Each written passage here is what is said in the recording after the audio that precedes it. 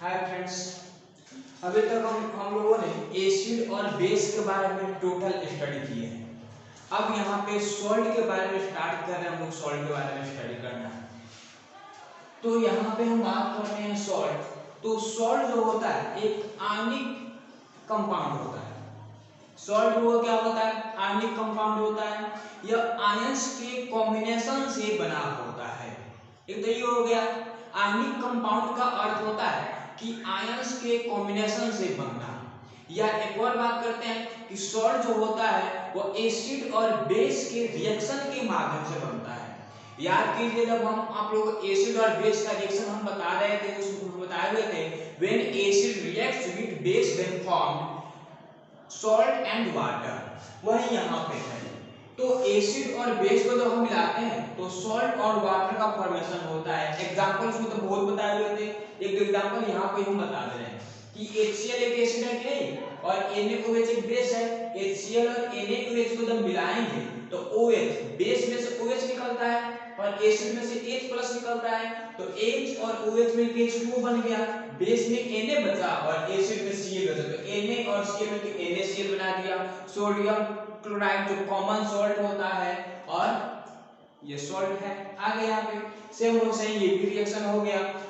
H acid से निकल गया और OH बेस से निकल गया। OH और H मिलकर H2O बना दिया। यहाँ पे Mg बच गया, यहाँ पे SO4 बच गया। MgSO4 ये हो गया। अब यहाँ पे कुछ नोट पॉइंट हम लोग जानेंगे कि कौन सा एसिड कौन सा सॉल्ट देता है। अगर अब यहाँ पे हम लोग लिखेंगे एसिड्स, यहाँ पे एसिड होगा और वो उससे कौन सा सॉल्ट बनेगा। कौन एसिड से कौन सा सॉल्ट यहाँ पे हम बनाएंगे। जैसे आप लोग HCl की बात करते हैं, HCl को हाइड्रोक्लोरिक एसिड कहते हैं। HCl को हम लोग क्या कहते हैं? हाइड्रोक्लोरिक एसिड कहते हैं। तो इससे कौन सा सॉल्ट बनेगा? तो ऐसे लिख दो 1 नंबर नोट में HCl को हम लोग क्या कहेंगे? Hydrochloric acid. हाइड्रोक्लोरिक एसिड हो गया। यह जो है यह हमें कौन सा सॉल्ट बनाएगा? तो ये यहाँ पे क्लोराइड क्या बनाएगा? क्लोराइड सॉल्ट बनाएगा। क्या बनाएगा हुआ? ये बनाएगा क्लोराइड सॉल्ट बनाएगा। एग्जाम्पल भी अगर देखना चाहेंगे आप लोग तो एग्जाम्पल भी यहाँ पे हम लोग देख लेते हैं। H तो निकल जाएगा, Cl बच जाएगा। Cl तो वही होता है। अच्छा लिख देते हैं एग्जाम्पल में से NaCl हो जाएगा, MgCl2 हो जाएगा, AlCl3 हो जाएगा, etc। इसके एग्जाम्पल हो गया। नोट नंबर 2 की बात करते हैं, H2SO4। इसे हम लोग सल्फ्यूरिक एसिड कहते हैं कि नहीं? Sulphuric acid. तो ये सल्फ्यूरिक एसिड जो है यह सल्फेट सॉल्ट देता है। कौन सा सॉल्ट देगा हुआ? सल्फेट सॉल्ट यह देगा।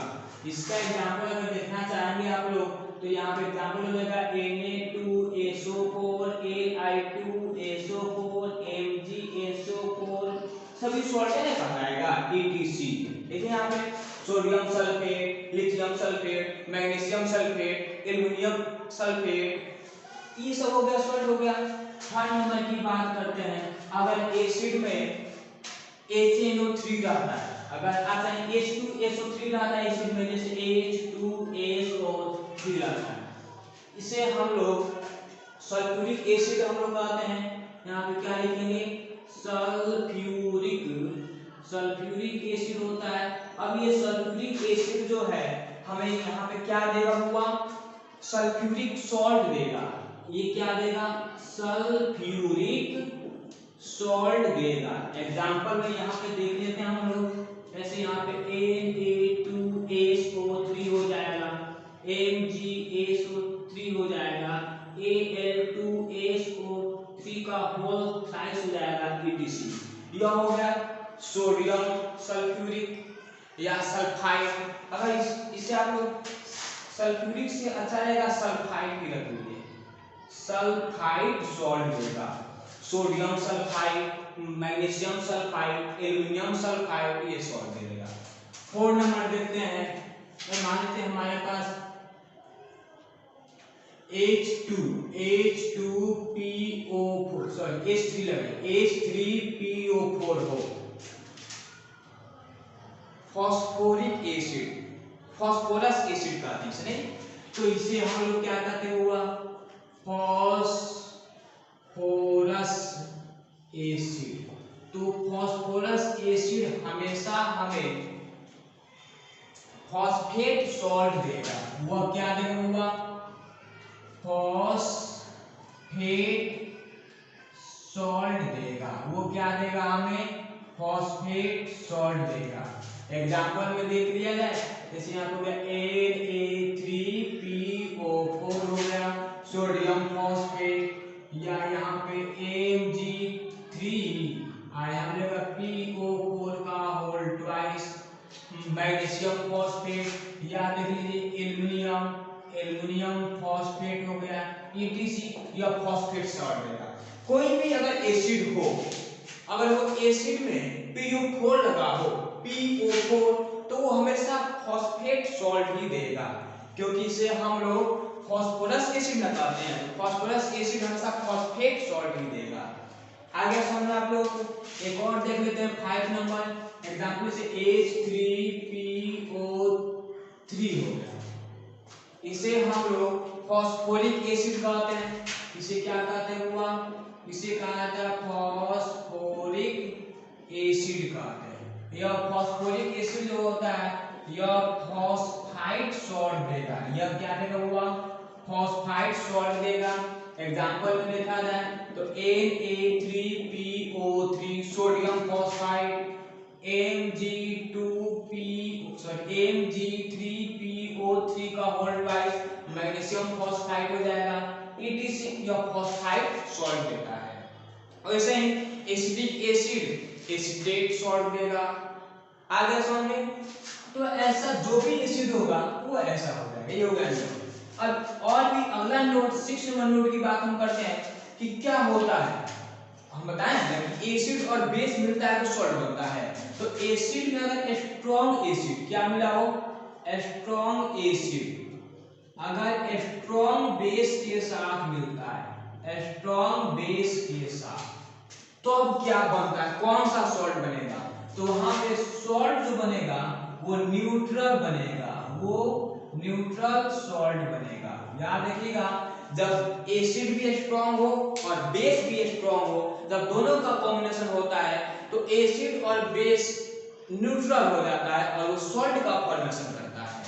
अगला स्टेटमेंट 7 नंबर स्टेटमेंट हम लोग देखते हैं। नोट नंबर 7, अगर स्ट्रॉन्ग एसिड है, क्या है? एसिड क्या हो यहाँ पे? स्ट्रॉन्ग हो, लेकिन बेस जो हो जाए वो वीक बेस हो जाए। वो क्या हो जाएगा? वीक बेस हो जाए। तो कौन सा सॉल्ट बनेगा? तो एसिड क्या है? स्ट्रॉन्ग है, बेस क्या है? वीक है। तो ज्यादा स्ट्रॉन्ग रहता है उसी का ना लास्ट पार्ट होता है। तो सॉल्ट जो बनेगा वो एसिडिक सॉल्ट बनेगा। वो क्या बनेगा हुआ? एसिडिक सॉल्ट बनेगा। हो गया। अगला 8 नंबर नोट हम लोग देखते हैं। नोट नंबर 8 में अब यहाँ पे एसिड को अगर वीक कर दिया जाए, अगर एसिड को वीक हम करते हैं, वीक एसिड, और बेस को भी वीक रखा जाए, बेस को भी हम क्या रखें? वीक रखें, वीक बेस, तो यहाँ पे फिर जो सॉल्ट बनेगा वो न्यूट्रल सॉल्ट बन जाएगा। वो क्या बनेगा हुआ? न्यूट्रल सॉल्ट ही बन जाएगा, क्योंकि एसिड भी वीक बेस भी वीक, वो तो दोनों आपस में खत्म हो गया। 9 नंबर देखते हैं, अगर हम लोग यहाँ पे वीक एसिड भी रखें, क्या रखे हुआ? वीक एसिड भी रखे, लेकिन बेस को हम स्ट्रॉन्ग कर दें। स्ट्रॉन्ग बेस अगर हम यहाँ पे कर रहे हैं तो कौन स्ट्रॉन्ग है? एसिड की बेस, बेस में स्ट्रॉन्ग है। तो सॉल्ट क्या बनेगा? किस नेचर का? बेसिक नेचर का सॉल्ट बन जाएगा। आगे समझ में आप लोगों को? तो इस तरह से इतना हम लोगों ने स्टडी किया। अब यहाँ पे सॉल्ट के बारे में भी हमने इतना स्टडी किया। अब सॉल्ट में कुछ इंपॉर्टेंट सॉल्ट स्टडी करेंगे, फैमिली ऑफ सॉल्ट।